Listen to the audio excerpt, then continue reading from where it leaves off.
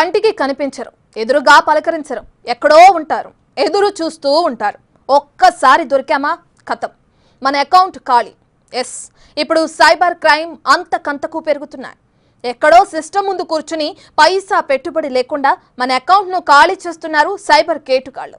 ముఖ్యంగా భారతీయులను నిండా ముంచుతున్నారు. గడిచిన ఏడాది అంటే 2024లో ఏకంగా 22,842 కోట్ల రూపాయలను పోగొట్టుకున్నారు భారతీయులు. వినడానికి షాకింగ్ గా ఉన్నా ఇది నిజం.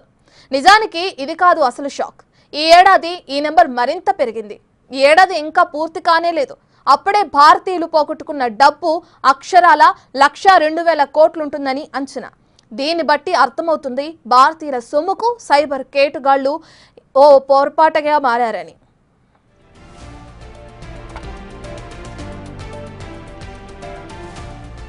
ప్రతి ఏడాది పోగొట్టుకున్న అమౌంట్ అంతకంతకు పెరుగుతూనే ఉంది. డేటా లీడ్స్ సంస్థ రిలీజ్ చేసిన రిపోర్ట్ ప్రకారం 2022లో 2,306 కోట్ల రూపాయలను కొల్లగొట్టారు సైబర్ క్రిమినల్స్. 2023 వచ్చేసరికి 7,465 కోట్లకు చేరింది సొమ్ము. 2024 వచ్చేసరికి 22,000 కోట్లకు దాటింది. ఈ ఏడాది ఇప్పటికే 1,00,000 కోట్లకు దాటింది. అంటే సైబర్ మోసాలు దినదినాభివృద్ధి చెందుతున్నాయని దీన్ని బట్టి అర్థమవుతుంది.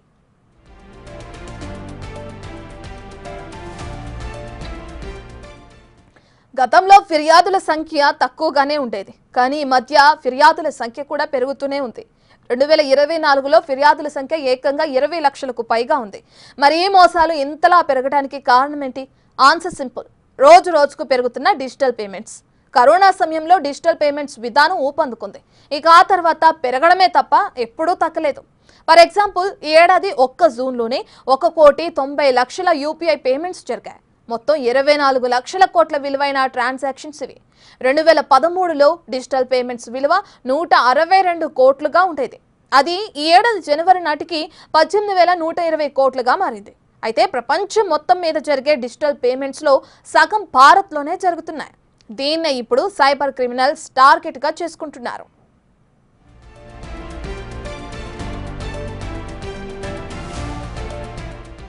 ఇప్పుడు మారుమూల గ్రామీణ ప్రాంతాల్లో కూడా ఇంటర్నెట్ అందుబాటులో ఉండడంతో అక్కడ కూడా డిజిటల్ పేమెంట్స్ పెరిగాయి. అందుకే గ్రామీణ ప్రాంతాల ప్రజలను ఈజీగా టార్గెట్ చేస్తున్నారు సైబర్ కేటుగాళ్లు. వాట్సాప్ లాంటి సోషల్ మీడియా యాప్స్ను బేస్ చేసుకుని మోసాలకు పాల్పడుతున్నారు.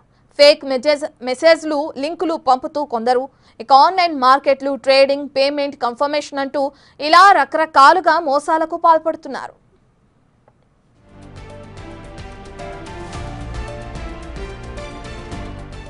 ఇప్పుడిప్పుడే ప్రజల్లో వీటన్నిటిపై అవగాహన పెరుగుతుంది, కానీ మరింత పెరగాల్సిన అవసరం ఉందని చెబుతున్నారు నిపుణులు.